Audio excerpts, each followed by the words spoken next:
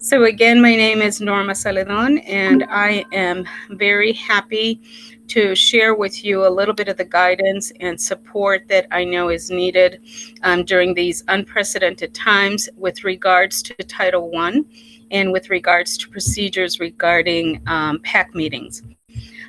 We are all coming at this from different perspectives, but I think that we have a big learning curve in terms of technology and in terms of rolling out meetings. And we're hoping that these are some tools that will help you do that. I am going to go through two presentations today. One is going to be some tips about virtual meetings. And then the second part is to actually show you, we created a PowerPoint so that it would make things easier for when PAC leaders run their annual PAC meeting. And then we're going to give some time both in between those presentations, and at the end to allow for questions, comments. This is a new process. We are trying to do our best. We have tried to get information from parents, from our FACE managers, from our parent board of governors about how to roll this out, but we will not know how things work out until they are actually used. So I welcome always your comments, your support, your ideas about how to make this process easier. Okay, so why don't we go ahead and get started? If you will give me just a few minutes to bring up the presentations, I would appreciate it.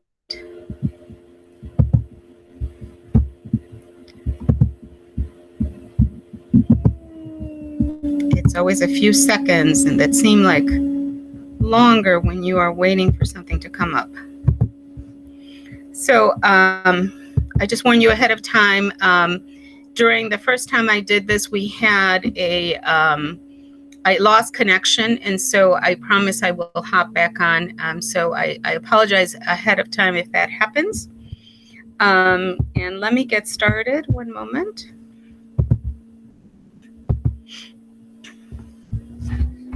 So again, this is what we're doing today, is just a very high level view.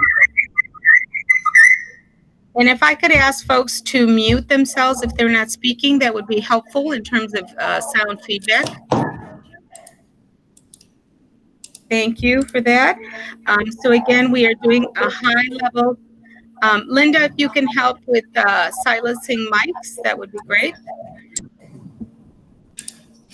We're going to be doing a high level view of Title I cases. We're going to be going over virtual meeting tips. I'm still getting feedback, so I wonder if people could silence their mics, please. I'm trying to, but it's okay. Dawn, can you mute your mic? Thank you. Thank you so much.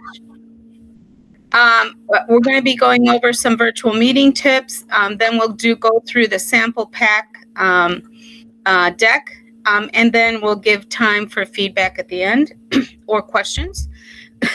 So new for Title I, the main component of this is that compliance is paperless. All of those documents that we created before will not be collected. And we have tried to listen both to administrators and FACE managers who do the compliance checks to make sure that we are trying to do things a little bit more streamlined, a little bit simpler for everybody. So we're hoping that this works. Again, meetings will have to be virtual, and this will not change unless the district changes its protocols around meeting face-to-face. Expenditure allowability has changed a little bit, and we'll talk about how that has changed. Things that were allowable in the past are currently not allowable, and vice versa. Things that were unallowable, some of them are allowable now, and again, we will review that in a second. And then I think that the toughest challenge is that engagement is not in person. So a lot of this work has to be done virtually, which is why we have to ramp up our knowledge about how to go through some of these processes and learn new techniques that we were probably not using as much before. Some very important components include collaboration, adapting and learning. These two things are very, very important. We have to be patient with each other. We have to communicate a little bit better. We have to work together. And then really having these opportunities be learning opportunities, and adapting flexibility is very important. And again, feedback. So that communication about what is working, what is not working is very, very important during this time. So let me just start by saying that remote meetings can be challenging. And why are they challenging? Mostly because this is awkward. We are social beings. And so the fact that we can't see each other, that we can't do physical greetings, we can't read people as well, body language, nonverbal communication are all things that are important in the way that we interact with other people. And then, of course, the given one that we have poor connection. So even if we have wonderful internet providers, the fact that we have so many people using these platforms sometimes makes it difficult and iffy. And sometimes we just don't understand tech language. Most of us, or many of us, have smartphones, and sometimes we feel like, we feel pretty tech savvy, but even starting to do this work shows us that we don't know as much as we think. And again, there's language that's being thrown out there that we may not understand, especially if you're an adult and you're not used to these type of meetings. And then sometimes we forget our virtual etiquette. There's ways to that we forget how to behave. There are things, whether it's the background in our homes, it's your facial cues, or just looking bored. I mean, all those kinds of things. Sometimes we forget about how to behave because we're in a comfortable home setting, and we forget that we are having professional or school-related interactions. So we are hoping that these some of these tips might help. You can certainly find many more online, but here are some of the things that we find effective that we think are going to be helpful for your virtual meetings. The first thing that I want to say is that you want to be timely. This is very important because this will help translate to the fact that you are prepared. Make sure that you know what you're going to say, what you're going to do. When possible, I would say enter 10 or 15 minutes ahead of time. This will help you check your equipment, your materials. This will help you test your sound. It'll help you pick your best background. Make sure that what is showing behind you is something that you want shown. And then it is also important because oftentimes we have people who are cautious and they want to enter the space early. And you being there to greet them is very important. Which leads me to the next section, which are greetings. We certainly do not forget that when people physically enter a room, we should be greeting them. We should be saying hello, especially if people have not been there before. And so sometimes connection is awkward when we're doing it virtually, but greetings and those good manners are still very important. We are social beings. And ultimately, the best way to engage parents or anybody is to create community. And so if parents feel that they are welcome, if parents feel that they are known, they are more likely to return. And greeting is one of the best ways to make sure that people continue to come in. Use their name if possible. Sometimes people are using other accounts. So the name on their screen may not be their real name. And so just allow them to correct you or to let you know if that is their real name. And to acknowledge also early arrivals. Thank you for being here early. Thank you for your patience. We'll get started in so much time. And so those are things that really make a difference and will create ambiance for you. Some people even play music in the background as people start. Or some people may flash a screen that says welcome, or that, we'll give them a question, how was your day today? What's one of the highlights today? And so oftentimes, again, it's about creating an ambiance, creating a nice environment, welcoming environment for people. Group agreements are very important. This is a stressful time. People can bring their stress into their meetings, or if parents are at home and they are trying to get their child online or they're frustrated, oftentimes this is something that they can bring into the meeting space without, wanting to.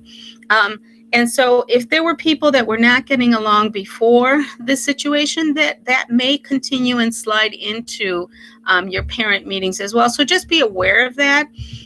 People also may not know virtual etiquette. They may not know to switch their anger or whatever, or their frustration or their sadness into a different space. We forget about that. So this is why it's important to create some ground rules and remind people that these things are going to be important to have a meeting that flows, a meeting where you can maximize the work that you are doing. And so some examples are be present, be respectful in your comments, be brief, silence your mic. These are just examples. You can certainly add your own group agreements. And when we go into the example of the PAC meeting, you'll see some more of those examples there. And once you share those agreements, make sure that everyone is willing to abide by them. And you can ask, please add a yes in the chat box, or raise your hands if you agree to these ground rules. And that way you'll get to see if you have buy-in. And if people don't agree, you can ask them, is there something else that we can add to our group agreements? If you can, copy and paste these group agreements into the chat. And if people say, well, I really feel strongly that people should put away their phones, you can add that to the chat. And so that you have a record. The chat becomes very important because the chat is your record. It's sort of like your minutes of the meeting. This is a way to record what people say, people's ideas, and people get to write in the chat as well. So maybe we're asking people for feedback, but we don't have enough time. You invite people, can you please share in the chat if you didn't get a chance to speak today? And again, that is your record of the meeting, of what was said or what ideas people shared in the meeting as well. Icebreakers. Icebreakers are always optional, but we find that icebreakers are also a way to set a mood, and either positive or energetic or encouraging. A good quote or a good exercise. It can be brief as well. There are icebreakers that take a long time, but there are icebreakers that you can do in the chat, or if you have a small enough group, you can do those also. We have gone ahead and prepared some for you. And again, if you leave your email address, we'll make sure that you get those. In addition to all of these tips that you're seeing here, you'll be able to have them in writing and be ready to use and share with your parents as well. Technology challenges. So last time when I was doing this presentation, I happened to have problems right when I was presenting this. So these things happen. I think it's important for you to not feel badly if these things happen. So be patient with yourself and be patient with others. Sometimes parents go in and out of the meeting. And so it's sometimes no fault of their own. And so this is new for all of us. Please be patient. And make sure, again, as I mentioned earlier, this is one of the reasons why you want to enter a meeting earlier. You want to acknowledge that there may be problems. They may happen. They may not happen.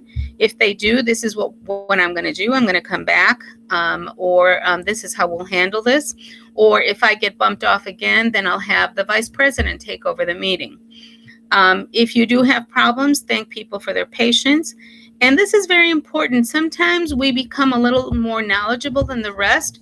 Make sure that you don't criticize anyone who knows less than you. Be patient with them as well, with their learning curve. Sometimes we have parents who are older, or individuals who have not been used to using technology, and so they may be learning slower than everybody else.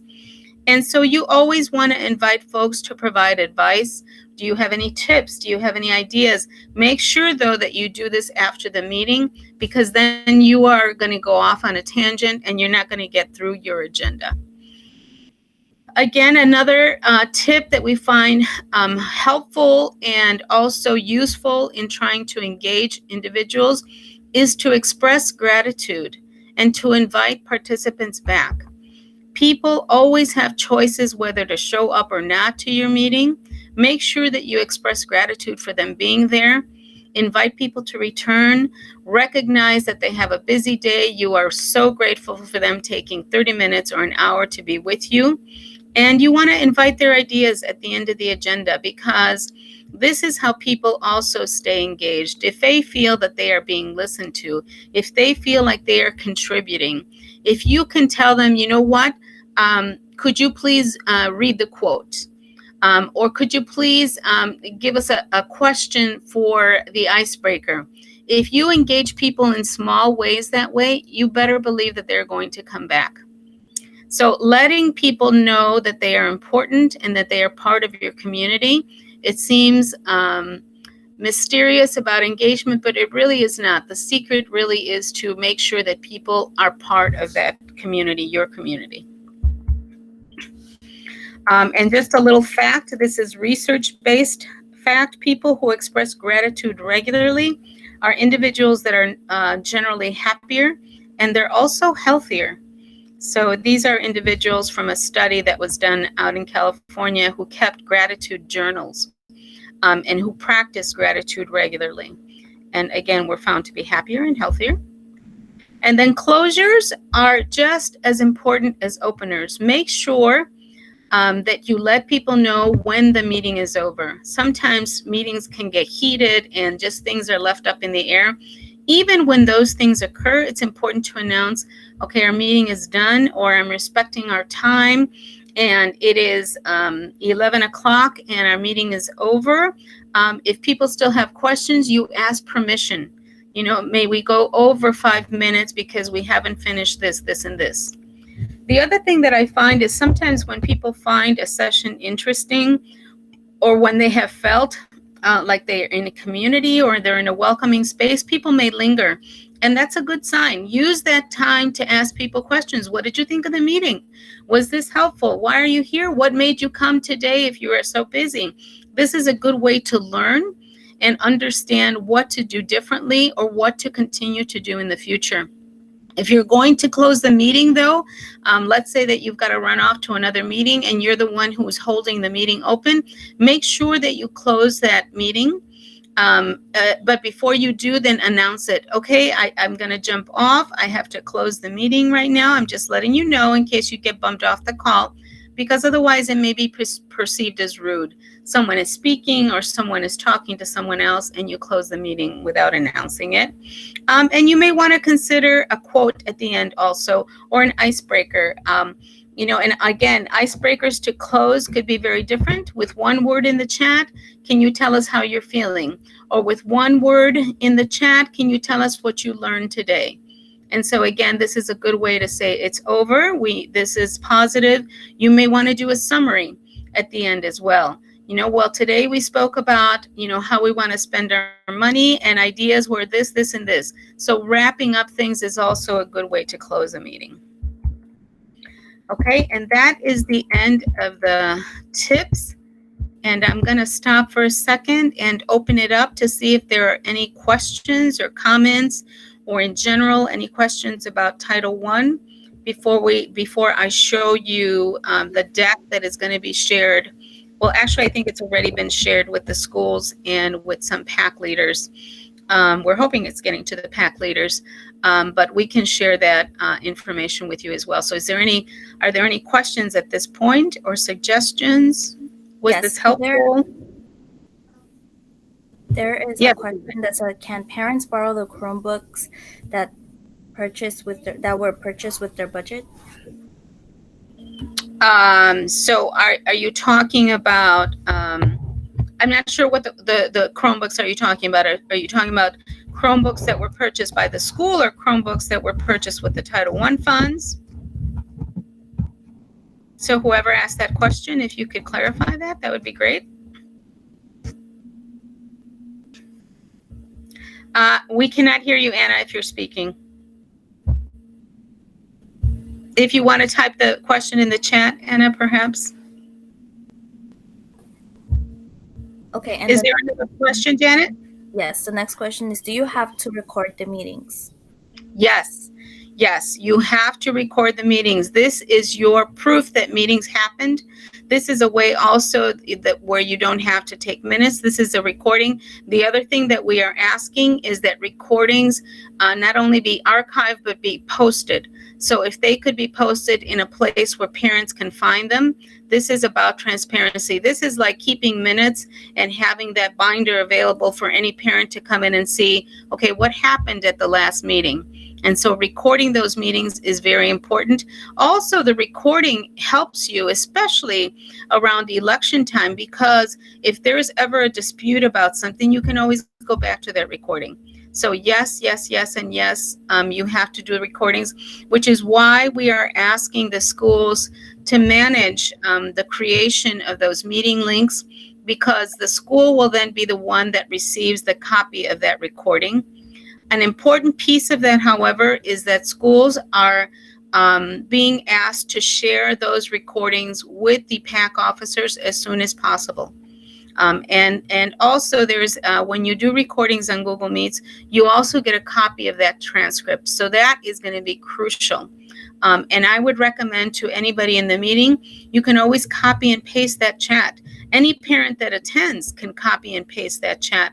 And so that could be a nice backup for you as well. Okay. And I think that there was a clarification. Sorry, Janet, to interrupt you. There was a clarification about Chromebooks with Title I funds. So initially, when this started, there was a big need to support parents as much as possible with their at-home roles. And so we were permitting the purchase of items such as Chromebooks. That is currently not permissible.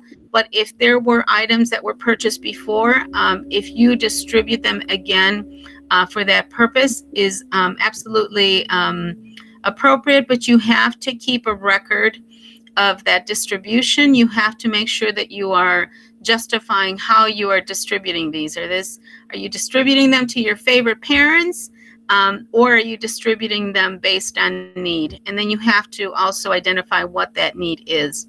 So how are you identifying what your priority list or priority distribution is? And so those are things that are very important. Those are things that a state auditor would ask you about. Okay, so, Principal Tolzman, how did you distribute these laptops and what was your rationale? They're going to want to see that. And it can be as easy as writing a paragraph on a piece of paper and just archiving that. So, Anna, I hope I answered your question. Okay, another question, Janet? Yes, Nancy Salgado wanted to speak. She had a question. Okay, absolutely. Go for it. Hi, my name is Nancy. I am chairperson for Brentano. I think we know each other, Norma. I think that this is great to know. I appreciate all the work that you're doing to have us, here and, learning. I just want to know, who do we communicate for the staff to also help us out? Like, which I understand, they're Googling through all this itself, right? And it's a lot for the staff as well as it is for our parents, right? But one, I want to know, like, how are we communicating with staff? And two, is the staff creating the meeting, the link to the meeting, or is it something that, the chairs are going to start creating? How is that going to work? So good questions. And in terms of communicating with the staff, I'm not sure who you're talking about. I'm assuming maybe the clerk or whoever is supporting the PAC. If that is the question, then that is a decision that a principal makes. And so on paper, we'll say the principal is responsible, but in practice, of course, we don't expect the principal to be making meeting links and to keeping archiving all this stuff. So you would have to go back to your principal, and she would have to identify, it's the bilingual teacher, it is the assistant principal, or it will be the clerk. And so whoever that is, your principal should be identifying that. And that is an excellent question to ask for your principal, like who will be our contact person, who can we troubleshoot with, because these times more than ever, schools need to be supporting PACs and the parents in terms of these little logistics. And if you are still experiencing difficulty, if these things are still challenging, then I'm going to ask you to go back to your FACE manager. That is their role. They are supposed to be the bridges between the parents and the administrators. So go back to them. And if, usually it's misunderstandings or not knowing the processes. And so once there is sometimes a third party involved, then things can be made simpler or smoother. And so if all of that doesn't work, Nancy, then please come back, and I'm happy to assist with some of that. And it could mean that the schools don't know the protocols, and so that may mean that we have to put out some guidance to principals and suggestions of things that they could do. Okay, thank you, Norma. Questions? Janet, anything else that is on our chat? Yes, Andrea Toltzman has a question about posting the recordings. Sure. Yeah, hi. So I was just going to say, I actually would strongly recommend that PACs still have written minutes, not just the recording. For this reason, I actually help manage our website for our school, and I have no way of posting those minutes, those recordings on our website. So I don't know if you're asking them to be posted, Ms. Norma, where are you asking them to be posted? So I'm afraid that I am not knowledgeable. I don't have the technological knowledge to know that. But I think that one way that we have done it in the past, for example, is to house those recordings on a cloud, on a Google Drive, and then giving people links to that recording, or giving people's rights to come and just listen to the recordings as well. That could be another option. Yeah. Andrea, if you are saying that that is difficult, then maybe this is something, if you could write down on the chat, we can look into that and provide some guidance about how to do that. Yeah, I think what you suggested is just placing it in a school archive, Google, where people get the link to it. But the actual act of like posting the video, I think is something that most schools don't have the capacity to do. And definitely most parents do not have access to their school's websites. We don't expect, sorry, Andrea, we don't expect the parents to, which is why we are making, placing the onus on the school to do it. I'm not sure if a school has a website, then I'm assuming somebody is managing that or able to do that. And so they would need to go back to that.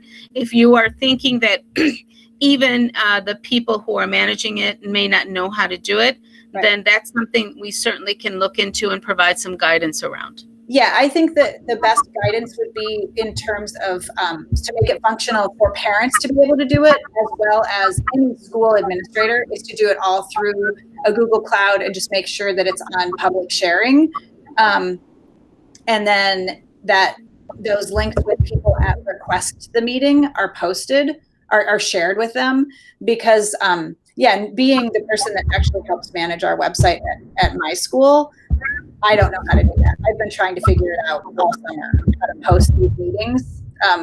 And it's not user friendly. It's for the designers of the website to figure that out. So that's not something most schools have the capacity to be doing right now. So that, I think posting the Google links is something that parents can do, and that's a great idea.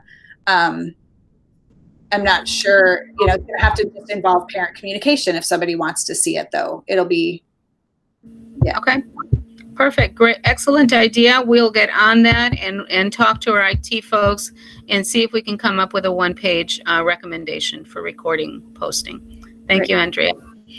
If there are no more questions, may I go into the second piece of the presentation, and then we'll continue our conversation and questions that we have. Does that sound good? Okay, very good. So let me once again share, and if you again will be a little patient with me while I bring that screen up. All right, so I'm hoping that you are seeing now my screen. And so I haven't started presentation because I want you to note something.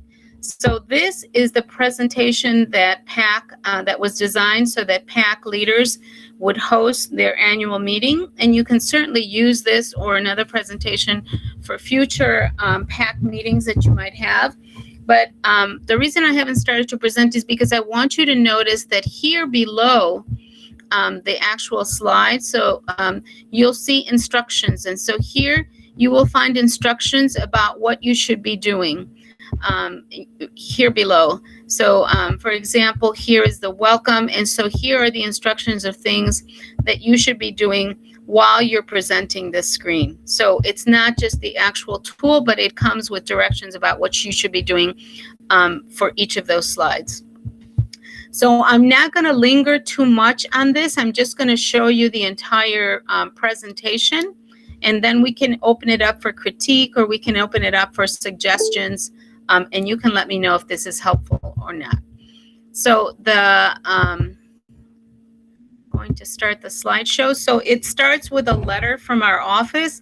And again, this is a welcoming to the parents and just the message that they are important and that we are trying to support them as best as possible. And again, this comes from a notice from our Phase 2 office. And I would say if you want to insert here a message from the principal or from the administration, that would be appropriate as well, and you tailor it to your individual school. This just is the title page, and here is where you can insert the school's name and the date that you're holding your meeting. If you don't want to do that at all, you can erase that. This is a warning that the meeting is going to be recorded, and this is the rationale of why it's important to record. It is making sure that the meeting is available to other parents. It's a way to archive the meeting. It's a way to record the election results. And so you're explaining that. And then below in the message, it says start recording. After you announce this, you should start recording. You should always start with an agenda. This agenda will walk you through all of the pieces of the annual PAC meeting that you should be doing. And this lets people know what to expect. If you want to put times in here, some people like to put times just to make sure that you are following time and you're saying, okay, we're behind schedule, or to make sure that you get all through to the rest of the meeting. You can say, you know, we have to hold those questions until the end, or ask them in the chat. Otherwise, we don't get through the whole meeting. So it's up to you whether you want to enumerate it or whether you want to put times on there.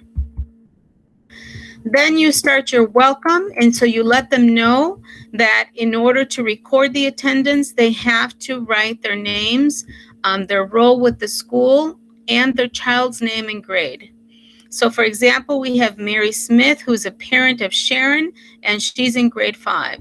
You have Mr. Gerard Parker, who's the assistant principal, and then you have Chris Rodriguez, who is a community member. And so this is a good way for you to keep attendance. We also created an Excel spreadsheet that you can take and record that attendance in that spreadsheet as well to supplement. You don't need to do that, but this might be a good way to supplement, and you keep a record from meeting to meeting who showed up to your meeting. There is also the challenge that there are some parents who don't know how to use the chat or can't access the chat. Sometimes when you join by phone, it's tough to find the chat. Sometimes with certain phones, you don't see the chat at all. If that is the case, then you want to make sure that you ask, did everybody get a chance to put attendance? Otherwise, it's not going to be recorded. Then you say, if you don't see a chat, can you please unmute yourself and give me that information? This is when it is helpful to have your secretary present, or another member of the PAC, or someone assisting from the school that'll help you enter that information. So if you are facilitating the meeting, it's better to have somebody else do this other stuff and take care of the chat portion of the meeting. When it comes, I'll show you a little bit later, when it comes to elections, you might have to do that as well. You might have to take information verbally from people and enter it so that it'll be recorded in the chat. So again, the icebreaker is optional. We, as a reminder, again, we created some icebreakers, some quotes that you could use that are just samples of things. You can certainly find more on the net, but those are things that might help you so that you don't have to go searching and wasting time doing that. Group agreements, again, these are other sets of agreements, and this in blue, you'll see the agreement, and in white, you'll see why that agreement is important. And so some of these are: be respectful, keep it positive, silence your mic, share your comments on the chat. One of my favorites is me and then three. This is helpful when you have those individuals that are love to share and love to speak and love to give advice. But oftentimes the challenge with that is that they don't let others have a turn. And so by establishing that group agreement, then it reminds them that they can make a comment, and then they have to wait till 3 other people comment before they comment again. So consider that. And again, there are different types of group agreements that you may add. You don't have to use these. These are just an example. So many parents show up to these meetings and they don't even know what Title I is. This is a very high level explanation of what Title I is. It's the largest and oldest federal allocation. It's been around since the 60s. It's been updated 8 times. Every time it's updated, it gets a new name. The new name currently was given under President Obama in 2015, and it is currently known as Every Student Succeeds Act. Folks sometimes remember Title I as from its previous name, which was No Child Left Behind. And then just a reminder that the reason we are doing such things, the reason sometimes that things feel a little bit strict or we have rules to follow is because there are expectations by the federal and state governments about what things can be done with those funds. So what is the money for? Folks often forget that the money, so the part that goes to the parents is 1% of a Title I large allocation that has been given to the schools to supplement learnings, to supplement student academic performance. And so that even that 1% is all about student performance. And so people often confuse it because they think that the 1% is for the parents' personal development. It's not about the parents. It's about developing parents' skills to support student performance. And so reminding them that what this is about might help with discussions that you may have about how to use the money. And so it doesn't feel like, oh, it's the PAC, it's the principal that really, wants to dictate how to use this money. No, there's these procedures or policies that dictate how the money should be used or could be used.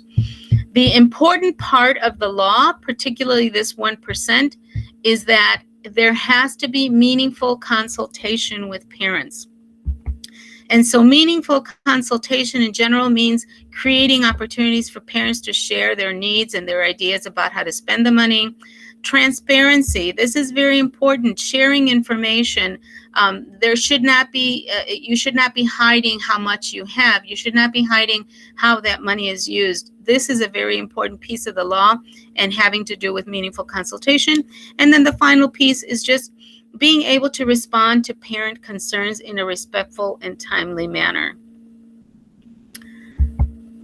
Then there is an obligation to inform parents how much money you have. In this particular case, it's $2,500, but here is where you will put what the allocation is. It's usually not such a round number as is presented here, but this is where you let parents know that this is the amount that we have. And so this is also a time to start a dialogue.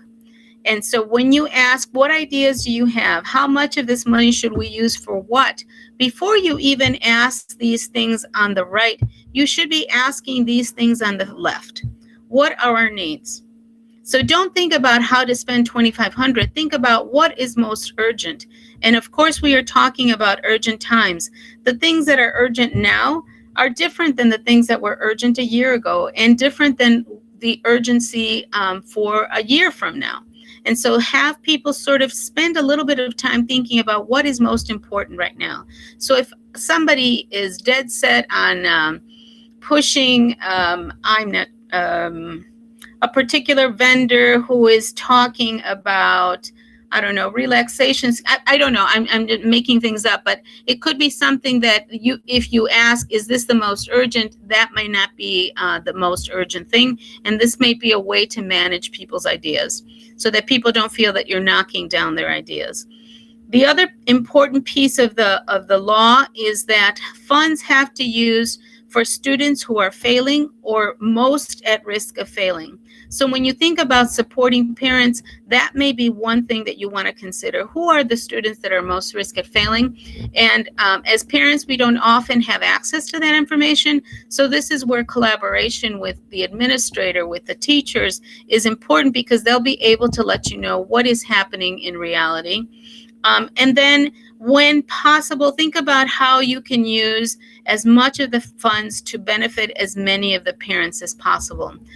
Some schools have gotten into a tricky situation where they're using the funds, and the ones who are benefiting may be 3 or 4 of the PAC members, for example. And so you have to be careful that you are equitable and that you are spreading that wealth as much as possible. If you need ideas about how to do that, then you can speak to me, or you can speak to your FACE manager for more ideas about that.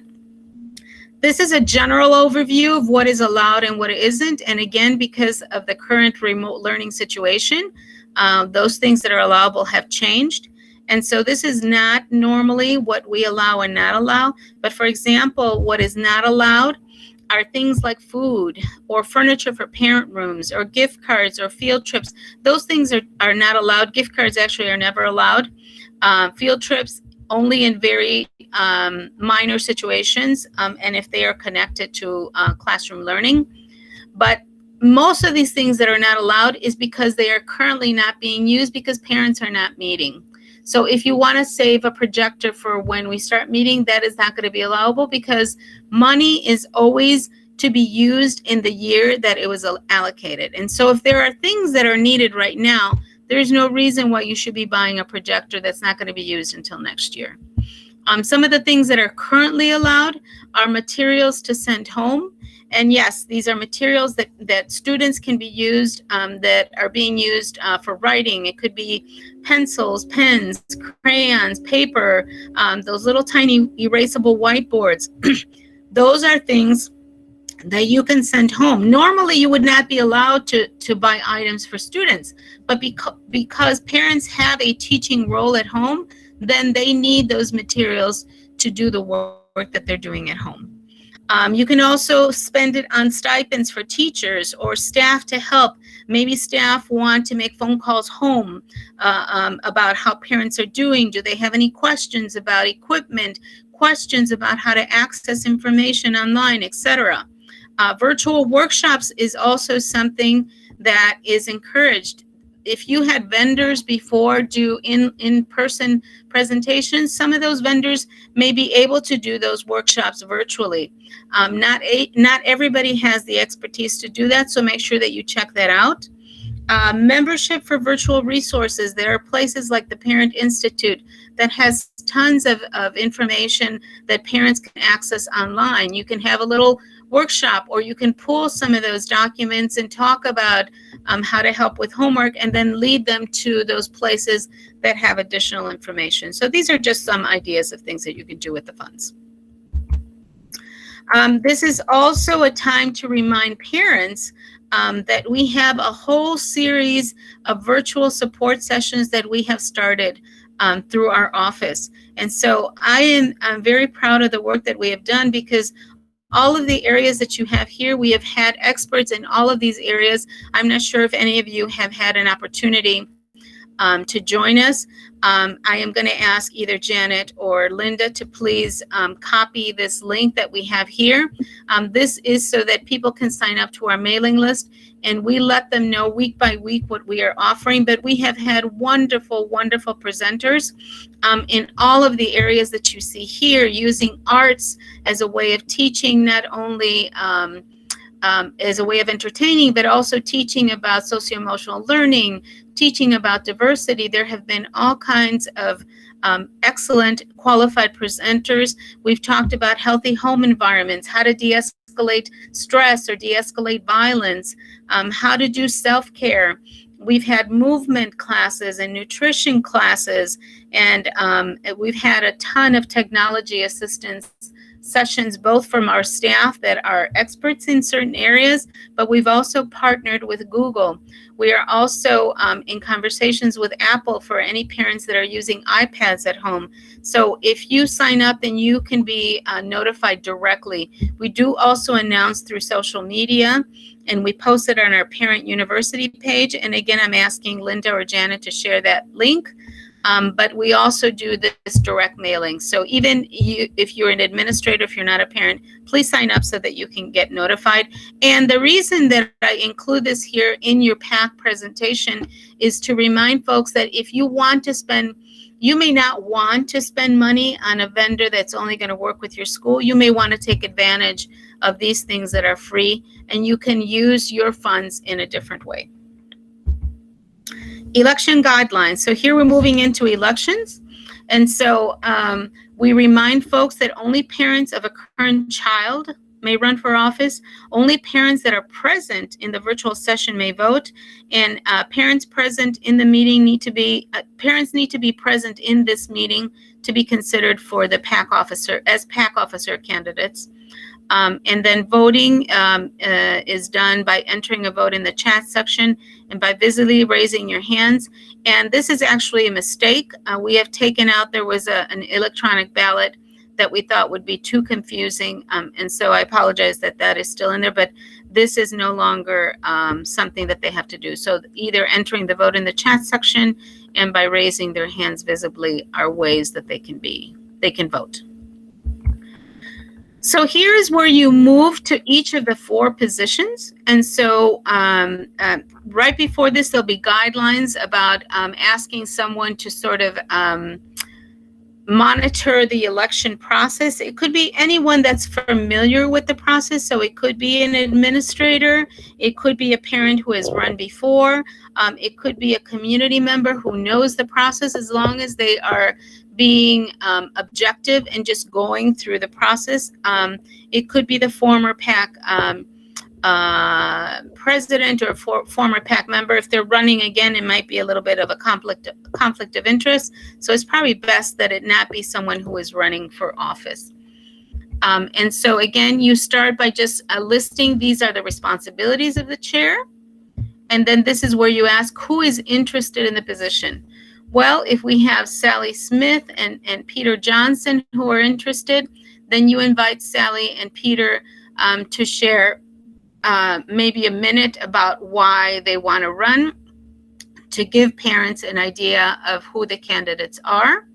And just make sure that when you do this, that you are not taking up too much time, because that can extend your meeting. Remember, you have 4 positions that need to be filled, and then depending on how many people that are running, it can eat up your time very quickly. So it can be, I don't know, it could be 45 seconds to a minute per person. After they're done speaking, make sure that you stick to that time, because you want to be equitable. After they're done, then you ask everybody in the chat box, please vote by typing the name of the position. So in this case, it would be chair. And the name of the person that you are voting for. So let me just stop presenting for a second, because let me see. Okay, it's not given here as an example. But you can give an example in the chat, and you can say, Chair Norma Celedon.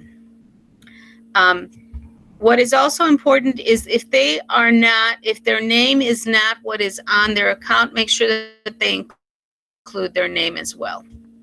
And so you are going to go through this process for each of the positions. So chair, vice chair, secretary, and outreach coordinator. And then once this is done, you can type into the box, voting is done or voting is closed. And then you take a few minutes and you let them know, okay, when you bring up the slide, you can say a few minutes will be taken to count the votes. And so you can either take a break, but I suggest that you use this time and maybe just talk about use this time to ask questions or answer questions. Use this time to go back to your question about how should we use these funds? How are people doing? you can use this. This should not take up a lot of time, but when you return, you then say these are the voting results. And so the PAC chair is, the vice PAC chair is, and this is where I wanted to show you. This is an example of what you can do in that chat box. So when you report, it will be your chair is Janet Perez because Mary Smith got 10 votes and Janet got 12 votes.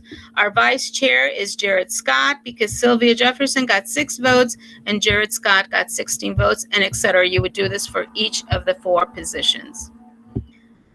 So let me just go back to presentation mode. And then after this, you of course want to congratulate the new PAC. And again, these are slides that are suggested. You certainly, if you don't want to include that, you don't have to include this. But then you move on to the monthly meetings. And this is a time where you are asking parents their opinions about their meeting times. And so if you know this ahead of time, some people come into the meetings and make suggestions and say, for November, we will be meeting on the 3rd Wednesday at this time. I suggest, and especially now that you're having virtual meetings, it's a little bit easier, but I suggest to accommodate as many parents as possible is to consider having one meeting during the day 1 month and one meeting in the evening of another month. Some schools, not everybody, there's just a handful, have a meeting on the same day, and they'll do something in the morning and they'll do something in the evening. So it's up to you if you want to be that ambitious, and if you have the energy and the time for that, that is also another option. But you should be able to, after this meeting, be able to report when your meetings are at, because when the principal submits their report, they have to tell us not only who the new officers are, but they have to tell us what the meetings that are planned for the year. This is also very important because once these dates are selected, you go back to the principal or their representative so they can go ahead and generate a meeting link, and that can be done within minutes. You can generate links for all of the meeting dates, and that is something that the PAC officers can start sharing, so they can be posted on a web page, but then officers or other parents can start sharing those meeting dates and those meeting links. This is a reminder that there are going to be support for PAC. So sometimes people don't want to run because it's scary and there's a lot of responsibility. So this is where we share. There will be orientation training for new PAC members, and that is also what I will send to you if you leave your email list. All of the dates and all of the links for those orientations that are going to happen in October. We will likely repeat them in November and possibly in December. But we will also have recordings of those orientation sessions for anybody to access in the future. There's monthly PAC network meetings. You should contact your FACE manager to get on their mailing list so that you know when your particular network is gathering. This is very important for you to connect with other parents, for you to learn what is happening at a district level, and anybody can attend those meetings. It doesn't have to be only PAC officers. At those meetings, I do monthly Title I topics.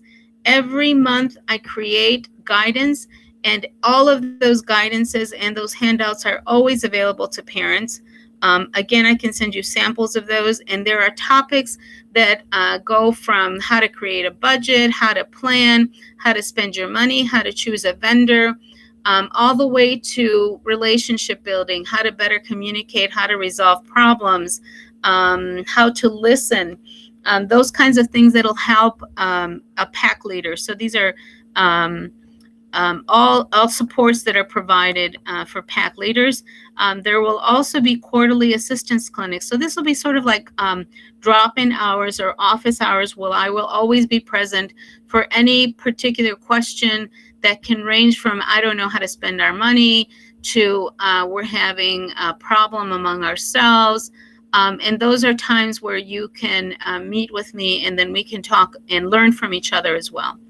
And then we're very excited. We are starting a parent leadership series that'll probably start towards the end of November, and probably we will skip over the holidays.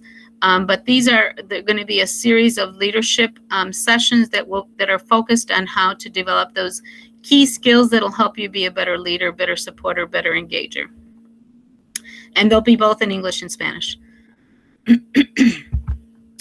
And if you have questions, your number one, your first go-to should be your face manager. So here is a listing per network of all of our wonderful face managers. Again, I am always available, but your first stop should be with your face manager. They're the ones that, again, are your bridge between your administrator and your parent leaders. And you'll get a copy of this presentation, so you'll get a listing of all of your face managers.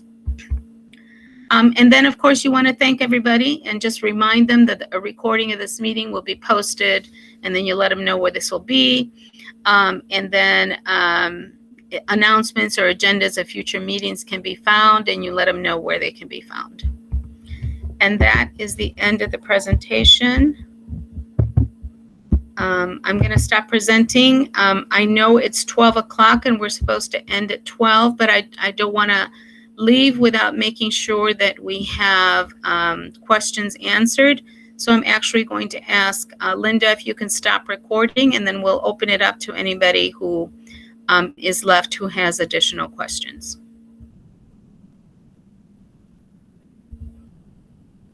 Yeah, we had a question